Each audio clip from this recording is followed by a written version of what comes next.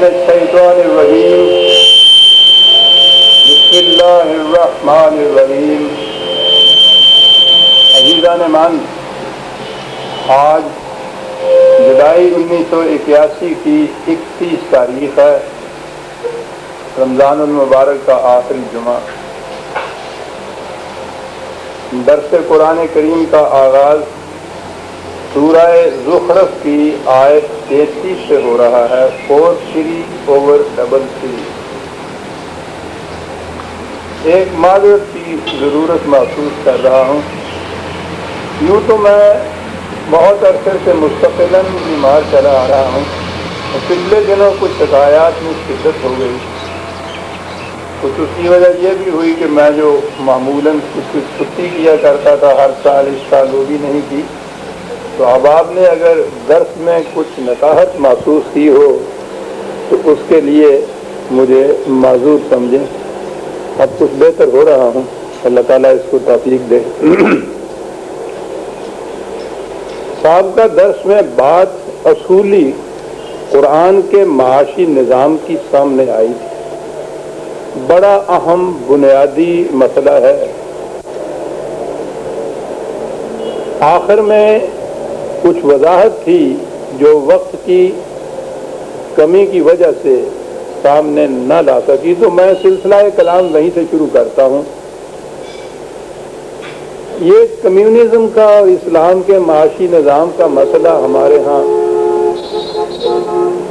ایک کشمکش کی سی کیفیت اختیار کر گیا۔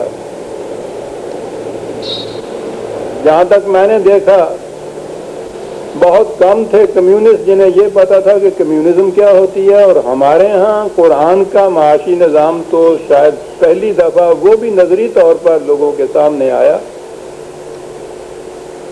ورنہ وہ اسلام کا نظام ہی ہمارے ہاں چلا آ رہا ہے، یعنی مسلمانوں کا نظام جو سرمایہ داری ہے۔ علامہ اقبال کے سامنے جب یہ سوال آیا ہے تو ان کے ینگ ہسبینڈ کے نام جو خط ہے اس کا ایک فقرہ ہے جو بڑا معنی خیز ہے۔ انہوں نے کہا تھا کہ socialism plus God is almost equivalent to Islam. Socialism میں اگر خدا کو شامل کر دیا جائے تو وہ قریب قریب اسلام ہو جاتی ہے۔ یہ خدا کو شامل کر دیا جائے، تو آپ کو یاد ہوگا میں اکثر کہا کرتا ہوں کہ یہ بات کہ میں خدا کو مانتا ہوں، آپ اس پہ غور کیجیے، اس کے کچھ معنی نہیں ہے۔ صرف مانتا ہوں، آئی بلیو ان گاڈ۔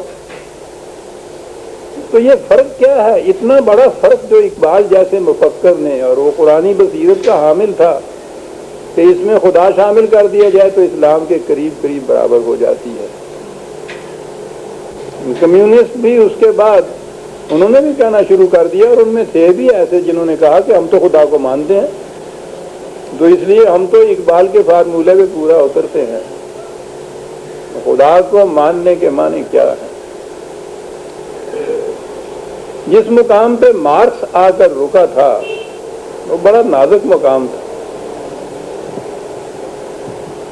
اس نے بھی یہ کہا تھا کہ میں سمجھتا ہوں کہ نوع انسان کے معاشی مشکلات کا حل یہ ہے، وہ جو اس کا ایک مشہور فارمولہ ہے کہ ہر ایک سے اس کی استعداد کے مطابق کام لیا جائے، اس کی ضروریات کے مطابق اسے دیا جائے۔ From each according to his capacity, to each according to his needs۔ اس پہ اعتراض کیا گیا کہ ایک شخص جو محنت سے کام کرے گا، اس کی محنت کا ماخذ اگر اس کی ضروریات سے زیادہ ہوگا تو وہ تو اسے نہیں ملے گا۔ تو وہ جذبہ محرکہ انسینٹیو کیا ہے کہ وہ جان مار کر محنت کرتا رہے اور اپنے لیے صرف اتنا رکھے جو اس کی ضرورت ہے، اور پھر باقی جتنا بھی ہے وہ دوسروں کے لیے دے دے۔ وہ کیوں ایسا کرے؟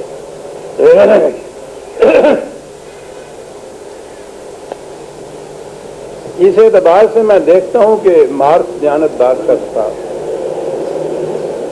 اس نے کہا کہ حل تو یہی ہے جو میں کہہ رہا ہوں، لیکن یہ جو آپ پوچھتے ہیں کہ وہ جذبہ محرکہ کیا ہے، یہ میں نہیں بتا سکتا، میری سمجھ میں بات نہیں آ رہی۔ جب بھی کسی کی سمجھ میں یہ بات آئے گی وہ اسے عملاً رائج کر سکے گا جو میں آج نظری طور پہ کہہ رہا ہوں۔ اس لیے اس نے کہا کہ میں کمیونزم کو نافذ نہیں کر سکتا، میں نہ خود فریب ہوں نہ کسی کو فریب دینا چاہتا ہوں۔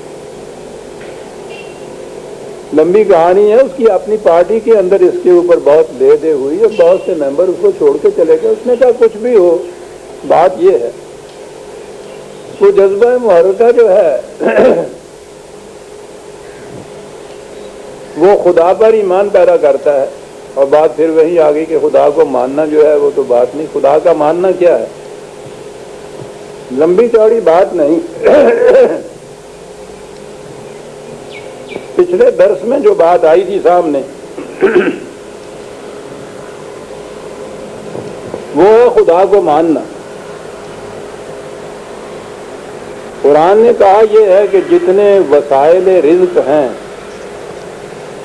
جہاں سے یہ پیداوار ساری ہوتی ہے، یہ زمین، یہ بارش، یہ ہوائیں، یہ سورج،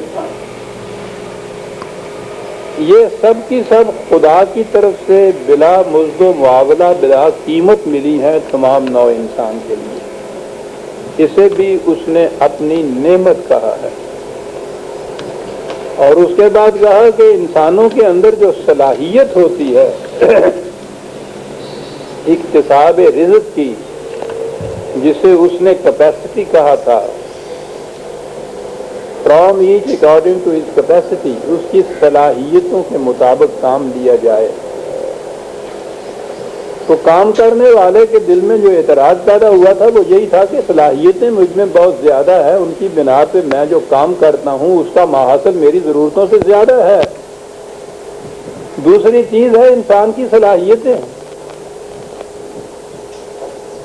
تو قرآن نے یہ بتایا کہ جس طرح سے یہ خارجی دنیا میں ذرائع رزق اور وسائل رزق جو ہیں خدا کی طرف سے بطور نعمت ملے ہیں، یہ صلاحیتوں کی جو بنیادی چیز ہے انسان کے اندر، یہ بھی خدا کی طرف سے بلا مزد و معاوضہ ملی ہوئی ہے۔ زمین سے کچھ حاصل کرنے کے لیے تمہیں محنت کرنی پڑتی ہے، اسی طرح سے اپنی ان صلاحیتوں کو ڈیولپ کرنے کے لیے تمہیں محنت کرنی پڑتی ہے۔ تو اس نے کہا یہ کہ جو کچھ تم حاصل کرتے ہو اس میں تمہاری صرف محنت ہوتی ہے، اور اصول یہ ہے کہ لیس للانسان الا ما سعی، انسان اپنی محنت کے ماحصل کا مستحق ہے۔ یہ باقی چیزیں جو ہیں، اب یہ دیکھیے دو ٹکڑے جہاں سے سمجھ میں بات آئے گی کہ وہ خدا کس طرح شامل ہوتا ہے بالشویزم میں یا کمیونزم کے اندر۔ اصول تو وہی ہے جو اس نے بتایا تھا، ہر ایک اپنی استعداد کے مطابق کام کرے اور اسی کی ضروریات زندگی پوری ہوتی رہے نظام کی طرف سے۔ جذبہ محرکہ وہ کیا ہوگا جسے کہا خدا پر ایمان، وہ ایمان کیا ہے؟ ایمان یہ ہے جو پچھلی دفعہ بھی میں نے یہ پیش کی تھی، یہ آیت 16/53، وَمَا بِكُم مِّن نِّعْمَةٍ فَمِنَ اللَّهِ، یہ ہے ایمان خدا پر، کہ جتنی چیزیں اس معاشی نظام میں بطور نعمت کے خدا کی طرف سے ملی ہیں، یہ وسائل اور ذرائع رزق اور میری صلاحیتیں، ان میں سے کوئی چیز میری اپنی نہیں ہے، یہ سب خدا کی طرف سے ملی ہوئی ہیں۔ میں تو صرف محنت کرتا ہوں، محنت میری ہے اس میں۔